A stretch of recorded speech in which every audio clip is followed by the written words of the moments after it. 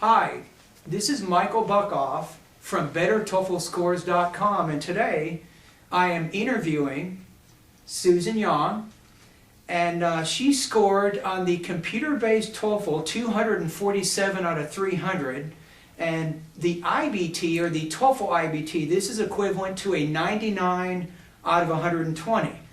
So I hope today that my interview with her might help give some of you guys some great ideas on some things that you can do right now to help improve in your TOEFL scores.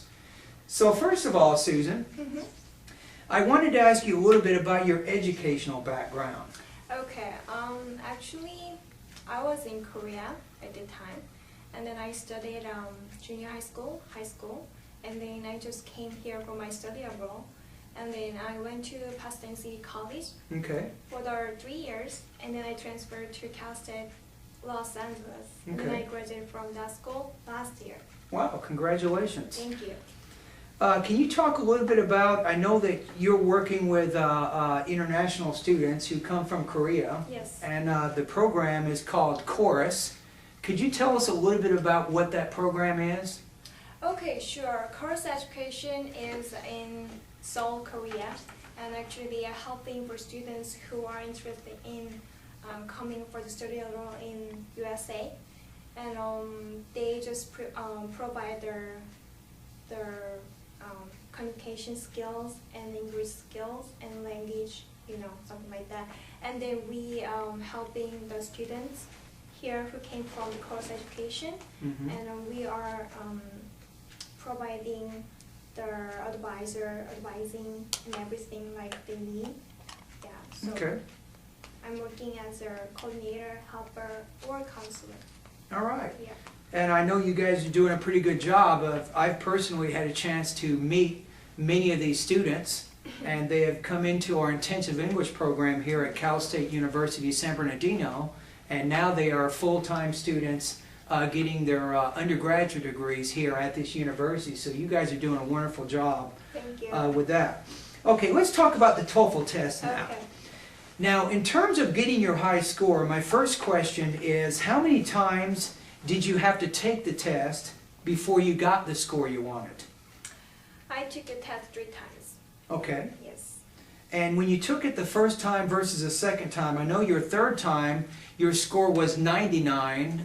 Do you remember what those first 2 scores were? Yes. Okay. First of all, I got 197. Okay. And then I didn't satisfy with the score, so I took the second test, and it was 217. And then finally you got 247. Yes. Wow. That's impressive. You made some pretty good improvements with that.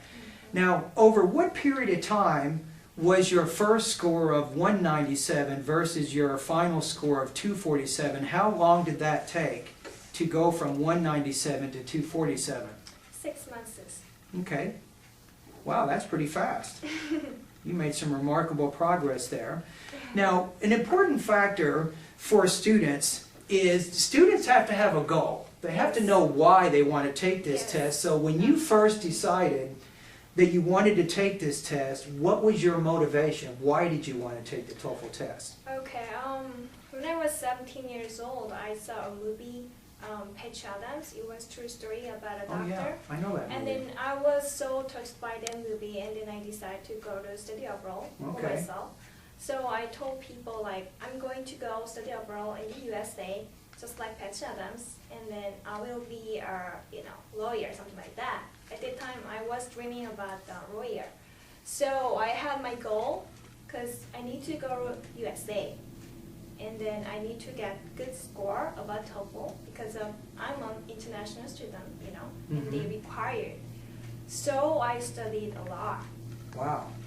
Okay. To get a good grade. And if I remember correctly, you took the test in Korea. Yes. Okay. Now, when you took the test, with the computer-based test that she took, it's actually 3 sections. You have the listening, then you have the writing section, and the structure is part of the writing, and then you have the reading section. Now, a lot of the students might be watching this video. You guys are taking the TOEFL iBT, which actually has 4 sections, the speaking, writing, reading, and listening. but I think we can learn a lot of good information from Susan about basic English skills. So my first question is, what was the easiest and the most difficult parts of this TOEFL test for you? Okay, absolutely. In my case, the grammar part was really easy for me. Okay. Because we Koreans usually study the grammar part very hard in school. So I was very good at grammar part, but the reasoning part is the hardest one for me. So whenever I try to reason something, it just too fast. Yeah, it was too fast. I couldn't remember anything. So it was hard. I remember when I was first learning Spanish and I first would listen to the Spanish language, it sounds like one word. Oh, and yes. it's a whole sentence, and I'm Yes. like, what was that? And it happens so fast. Mm-hmm. Okay, let's go to the next question. Sure. Let's talk about reading first. Okay. Reading can cause some students trouble, so what types of things did you do to prepare for the reading section? Okay, first of all, I bought a book for like a TOEFL test. Okay. So I organized the part, like part 1, part 2, part 3. So day by day, I studied that part, and then I checked the words that I don't remember or I don't understand, and I found the words over the English dictionary. Okay. So I tried to understand the word in a sentence, and then I tried to remember how to use, how to speak, something like that. And then I read the article over the internet. I printed out that I'm interested in, and then I read it. What type of articles? Were they like science? Were they business? No, I don't like science part. So I'm like the personal journey, something like that, and the social work. Yeah, so I usually read So you that were part. finding reading passages that you were interested in? Yes. Things that you liked? Yes. Okay, that makes sense. Los Angeles Times or New York Times, something like that. Yeah. There are a lot of articles in the website, so I choose one by one. Okay. Yeah. That's neat. And there is, even with the TOEFL iBT, the ETS recommends that you should find articles on the internet and practice reading these articles. And it's important to find articles which are college level type English. Now, as Susan said, I find an interesting point with her reading. She talked about using English dictionaries. I think for TOEFL, that's a very good strategy, because for TOEFL, you're trying to learn to think in the new language.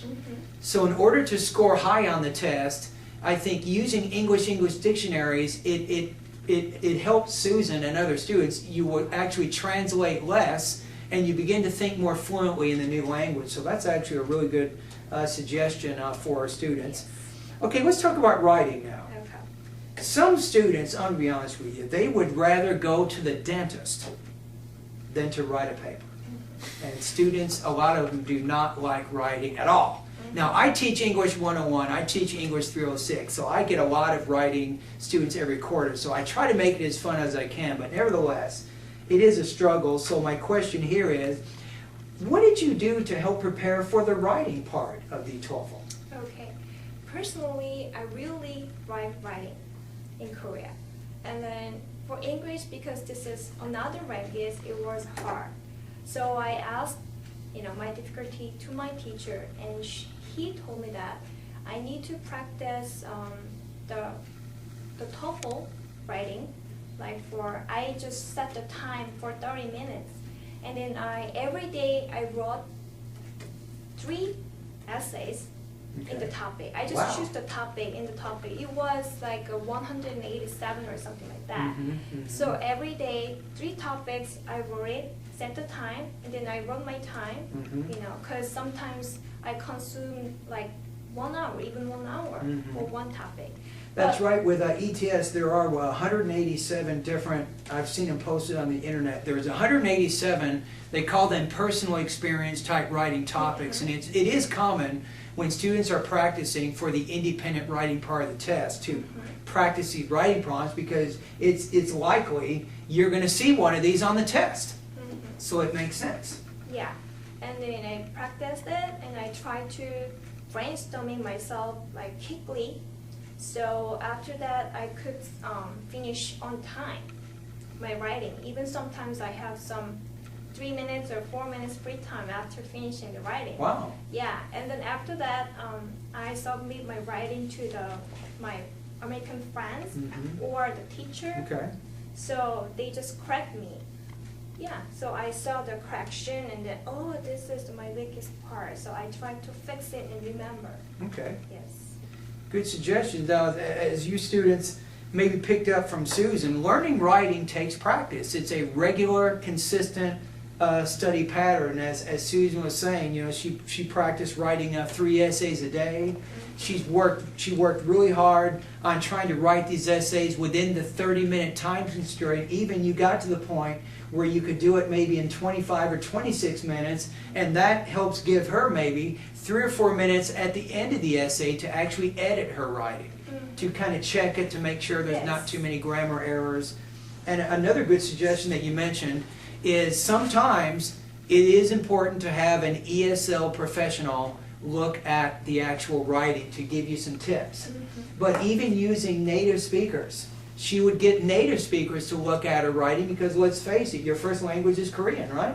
So when she's writing in English, it's possible as she's learning writing that she might be using certain words or certain grammar structures which might not be that common in writing. So you're getting good feedback both from ESL, EFL professionals and also from native speakers. So wow, hard work. Yes. Good job on that. And the last area I want to focus on with you right now, Susan, is the listening. Yes. This was the difficult part for you. Yes, yes. So my question is, here's your weakness. But you know you got to take the test and you know you want to try to score high in the listening. So how did you prepare yourself for the listening section of the TOEFL test? Okay, for the listening part, I choose 3 different the books. So every day I listen to 3 parts, and then I try to dictate the sentences. Okay. When I got wrong, I try to dictate, and then I try to remember and try to hear that word. But sometimes I couldn't understand even I tried to dictate the sentences. But anyway, I tried that way. And then plus that, in Korea there's a book like Don't Study English Anymore, something like that. And I choose that book and I read that book, and the author suggested that just try to listen one tape like for a month, regular time, until you understand the tape completely. How long was the tape? How many minutes? It was 30 minutes, and then I tried to listen that tape like for a month. And it represented, was it like lectures? Was it conversations? It was conversation. Okay. Yes. Like just two people talking? Yeah, anything you want. I just picked the one conversation. So I tried to listen because it was a packed. It was a pack in that book. Okay. So yeah, I tried to listen, and then I could understand. Wow. Yeah. So you think listening to that tape, it helped make your ears a little faster? Yes. Okay. Yes, absolutely. Now, as Susan was mentioning, she mentioned the word dictation. Now, dictation, you can use another word if you're not sure what that word is. It's in some form note-taking. But what dictation means directly is, let's say you hear a statement and it says, are you going to the movies tomorrow?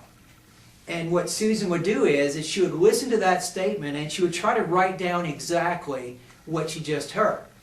Now, I think this is a very important skill that you should think about with the TOEFL iBT, because essentially the TOEFL iBT, the secret, if there's a secret, it's note-taking. Because in the TOEFL iBT, you have to take notes on the listening section. They allow note-taking. They didn't allow it before.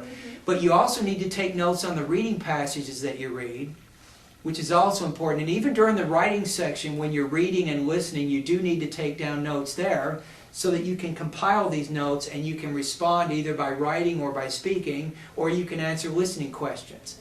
So listening dictation is very challenging. So you were trying to do a very difficult task in English. But by doing it, it gets you used to authentic English.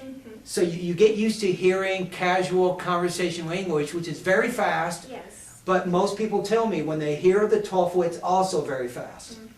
Right? Yes. So you guys got to remember here that you need to get used to authentic, conversational, fast English. Okay, in conclusion, I'm just going to ask you right now, what is some advice that you would give test takers today? Keep in mind we have the TOEFL iBT. It has the speaking, it has the listening, the writing, and the reading.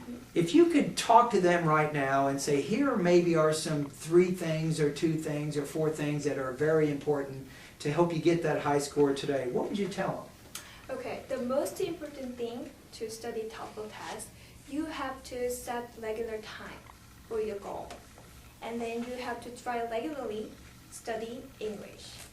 And try to divide the section into vocabulary, reading, writing, listening, and even speaking. So you have to try to study those 5 sections every day, like even for 30 minutes or 1 hour, something like that. And you have to put efforts for the study English. Yeah, that's the most important thing, I think. And don't give up. You can make it. And never give up. And we thank you very much, Susan, for taking the time. You're welcome.